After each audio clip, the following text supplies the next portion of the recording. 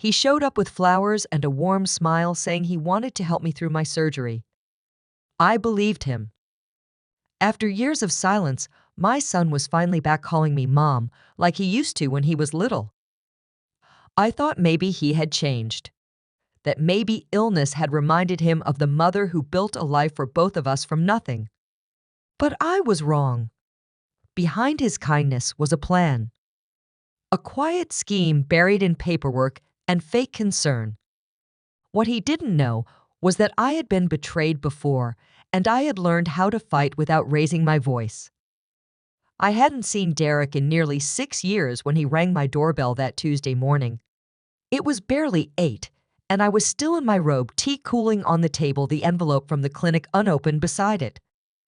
I remember freezing in the hallway when I heard his voice say, "Hi, Mom," like nothing had happened, like he hadn't missed my last 3 birthdays or ignored every message I'd sent. He looked older, sharper in the jaw, same stormy eyes, but harder now. He hugged me before I could say a word, and I just stood there trying to breathe, my fingers twitching against the warmth of his coat. I felt like I was dreaming the kind of dream where something good finally happens, but you're too afraid to believe it's real. The envelope was still there on the table when we sat down. He didn't even ask what it was. He said he was in town for a few weeks working remote and figured it was time to come check on me. I asked if everything was okay with Lisa, his wife. He smiled and said she was doing great. That was all. No mention of why I hadn't seen either of them since their wedding. I told him I had an appointment later that day, a follow-up from some tests. My voice cracked a little, and for a second, he looked genuinely concerned. He asked if I wanted him to drive me. I said yes, because I didn't know how to say no. I was still shaken, still clinging to the idea that maybe something had changed. The doctor was gentle, and the words came out slow and careful. Early-stage thyroid cancer. Treatable, but surgery would be necessary. I nodded, didn't say much. Derek squeezed my hand and I let him. It felt good, familiar in a way I hadn't felt in years. That night, he made dinner. Chicken and rice, simple. He poured me a glass of wine and said he wanted to stay a little longer just to help out. I told him I didn't want to be a burden, and he looked at me like I was crazy. "You're my mother," he said, like it was obvious. And for a moment, I believed him.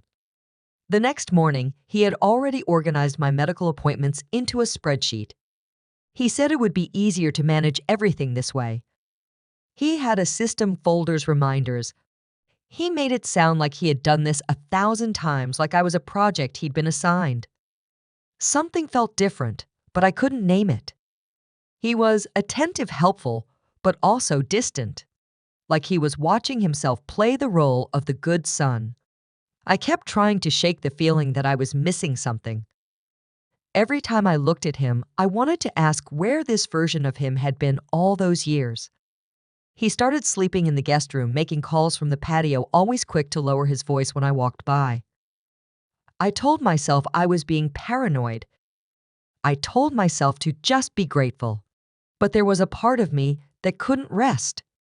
That Friday, he brought me flowers. Daisies, my favorite. He said he remembered from when I used to plant them in the front yard. I cried when he handed them to me, and he hugged me again, tighter this time. I didn't want to let go. But deep down, something small and cold had started to settle in my chest. Something that whispered, "Pay attention." Something that didn't believe this was just love bringing him back. I didn't want to admit it, but I was already bracing for what might come next. Derek was barely 3 when his father walked out on us. No warning, no goodbye. Just a folded note on the kitchen table and an empty closet. We had $37 in the checking account and no savings. I didn't even own a credit card. I stood there with a baby on my hip, rent due, and no idea how we'd make it to next week. I took the first job I could get, waiting tables at a 24-hour diner off the highway.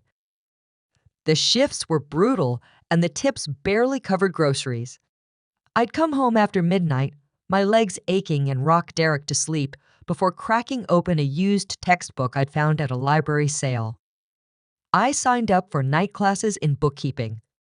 I figured if I could understand numbers, I could build something real. I studied while Derek napped memorized tax codes between laundry loads. Sometimes I fell asleep at the kitchen table with a pencil still in my hand. After 2 years, I started doing books for local shops. Dry cleaners, florists, anyone who would give me a shot. Word spread that I was good, reliable, honest. I saved every extra penny and bought a secondhand printer the day I opened my first small office. It wasn't much. Just a room with chipped paint, a coffee machine that hissed like it was angry, and a hand-painted sign that said Eleanor's Office Services. But it was mine. Built from scratch. And I did it while raising a boy who thought peanut butter on toast was gourmet. I never asked for help. Never took a dime I didn't earn. I just kept moving forward. One step, one invoice, one long night at a time. Everything I had came from that fire. I lit the day he left us. The business didn't explode overnight. It grew slowly the way good things do. One client turned into 3, then 5, then a dozen small companies relying on me to keep their books clean and their numbers straight. I never borrowed money. Not from banks, not from friends, not from family. Every computer, every desk, every chair in that office was paid for in cash I earned with my own hands. There were offers, of course. Investors who wanted to buy and expand put my name on a franchise. I always said no. I wasn't building something to sell. I was building something that would never be taken from me. The years moved fast. I opened a second office in Tucson, then another in Flagstaff. I hired 2 assistants, then 10. Most of them stayed with me for years. I treated them right, and they did the same for me. All that time, Derek never called. Not on my birthday, not on Christmas. He sent a thank you note once after I paid for his college books, but it was typed and signed with his first name only. I kept it in a drawer for a while, then threw it out. Still, I kept going. I didn't need him to check in or show up. I had client staff and work that mattered. My name was still on the lease, still on every account. When I turned 70, I looked at the balance sheets and realized I still owned 80% of the company I started from a single folding table. That number meant more to me than anyone could understand. It wasn't about control. It was about proof. Proof that I had done it without shortcuts. Without favors. Without asking for anything I didn't earn. That ownership was my life's work. It was also the one thing no one had ever tried to take from me. At least, not yet. The next few days felt like something out of a life I used to dream about. Derek woke up early, made coffee the way I liked it, even added the little dash of cinnamon I thought no one remembered. He started managing my appointments like he'd done it 100 times, color-coded and labeled in a tidy spreadsheet. He cooked dinner every night. Nothing fancy, but warm and thoughtful. Grilled salmon, roasted vegetables, pasta with garlic butter, and just the right amount of salt. I caught myself watching him from the hallway one night, stirring a pot of soup with his sleeves rolled up like his father used to do. There was a comfort in it I hadn't felt in years. Like something had circled back to me, softened and safe again. He asked about my favorite music and played old records while we ate. When I thanked him, he smiled and said I deserved to be taken care of. I laughed, not because it was funny, but because I didn't know how to accept it. One morning, I found a bouquet of daisies on the kitchen counter. A sticky note said he remembered I used to grow them by the mailbox. I stared at them for a long time, then placed them on the windowsill by the sink, where I could see them while I washed dishes. He made it easy to forget the time he disappeared. Easy to let my guard down. I tried not to overthink. It tried not to let the quiet part of my heart whisper questions I wasn't ready to answer. But late at night, after he went to bed, I would lie there staring at the ceiling, wondering why now? Why after all this time? And why it all felt just a little too perfect. One evening, just after dinner, Derek came into the living room with a folder in his hands. He sat down beside me on the couch, smiling like he'd brought me something thoughtful. He said it was just some paperwork for the hospital, nothing major, just to make things easier in case of an emergency. I opened it slowly, my fingers brushing over the top page. The first form looked routine enough, medical release basic authorizations. But tucked in the back behind a few neatly printed pages, something caught my eye. A power of attorney form, full financial rights, authority to access bank accounts, make business decisions, even transfer ownership. My eyes paused on the line that named him as the agent. I didn't say anything. I just kept flipping slowly, as if I were reading something casual. But inside my chest tightened like a door had been slammed shut in my mind. He leaned back too relaxed, watching me. Said he knew I was tired and it was better to have things in place now so I wouldn't have to worry later. His voice was smooth. Gentle. Too smooth. I smiled and nodded, placing the papers back into the folder. I told him I wanted to take a night to read everything carefully just to make sure I understood it all. He said, of course. Take your time. That night, I sat at the kitchen table long after the lights were out. I reread every line of that document in silence. Not angry, not even hurt yet, just aware. I didn't sign. I didn't bring it up again. I placed the folder in the back of a drawer behind old tax returns. Something had shifted. I couldn't name it fully, but I felt it. That quiet, familiar instinct. The same one that kept me alive all those years ago. It was a quiet Sunday afternoon when it happened. Derek had gone out back to water the plants, something he insisted on doing, even though they were barely surviving the Arizona heat. His phone buzzed on the kitchen counter, face-up screen still lit. I hadn't meant to look.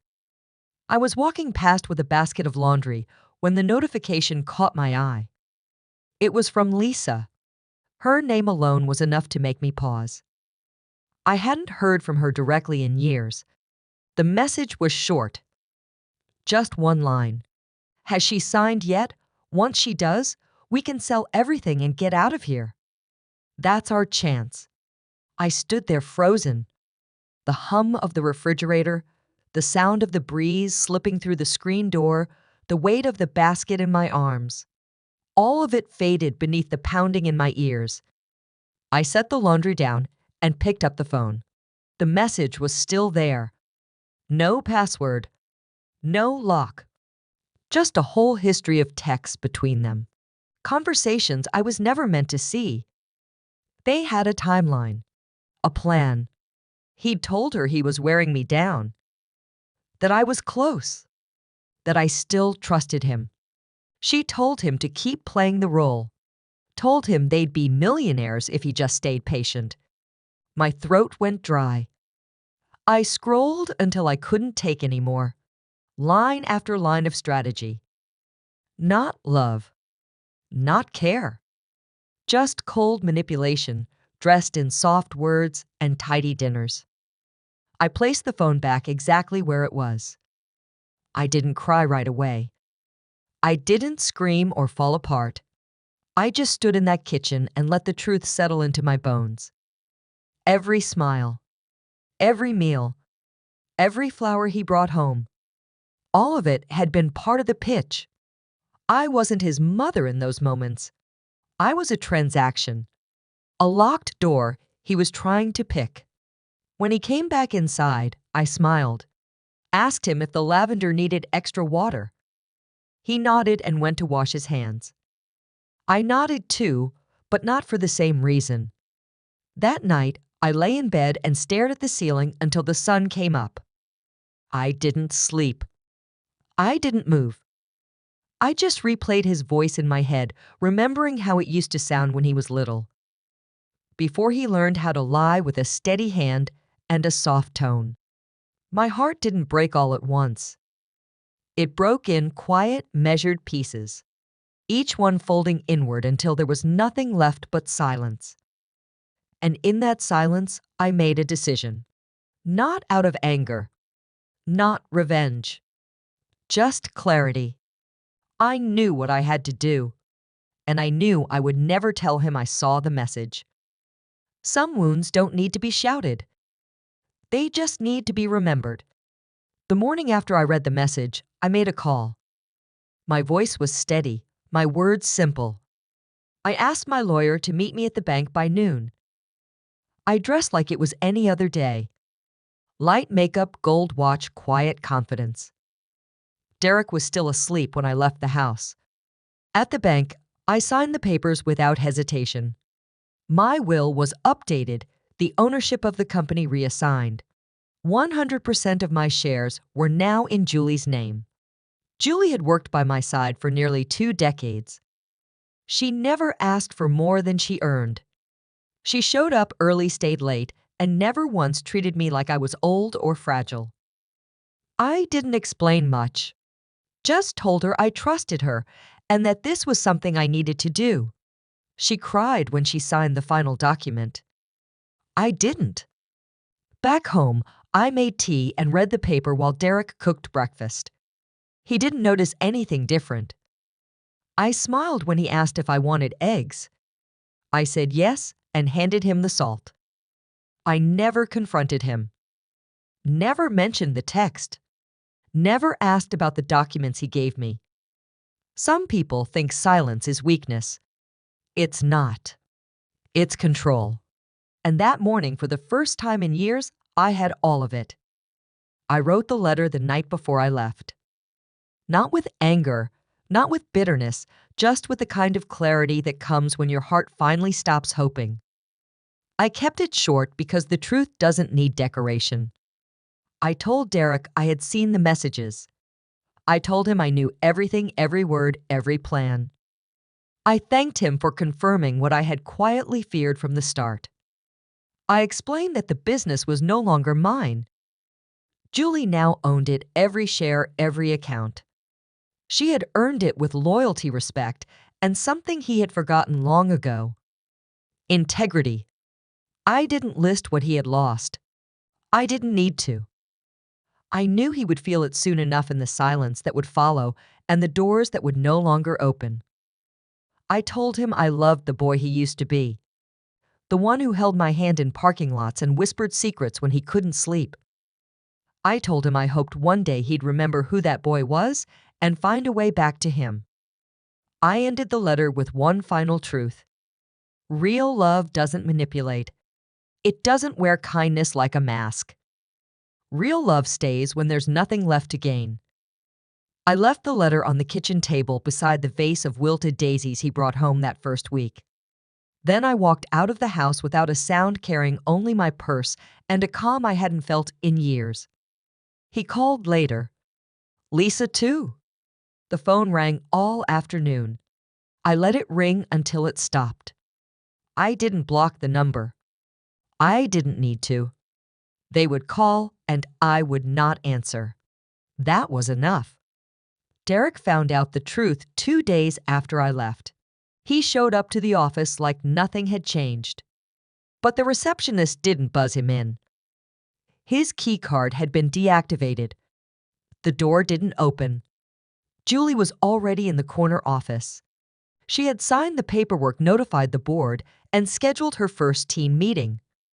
She didn't gloat. She just took her seat like she had always belonged there.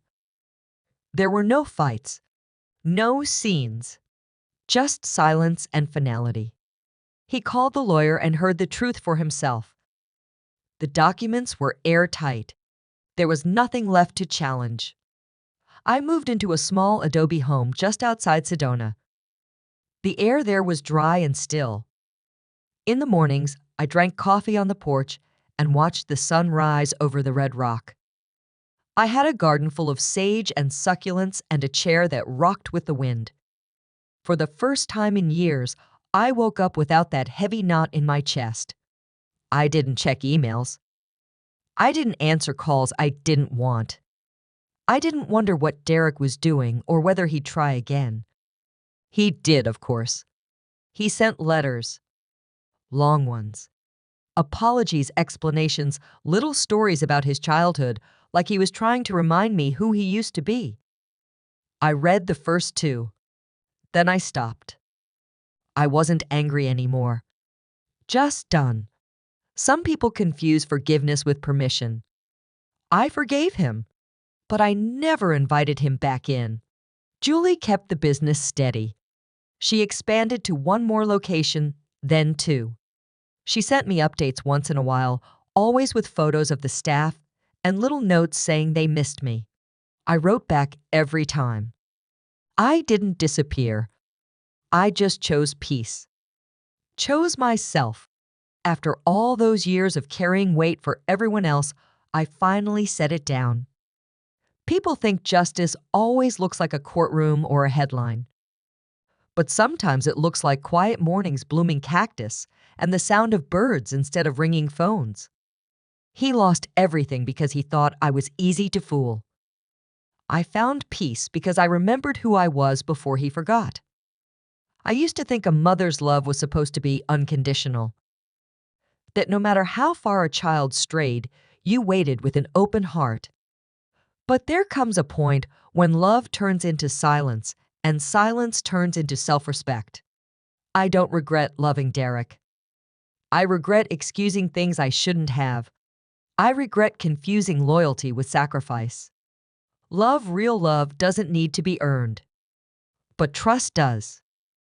And once it's broken, no amount of flowers or soft words can put it back the way it was. People say parents should give without expecting anything in return. That's not true.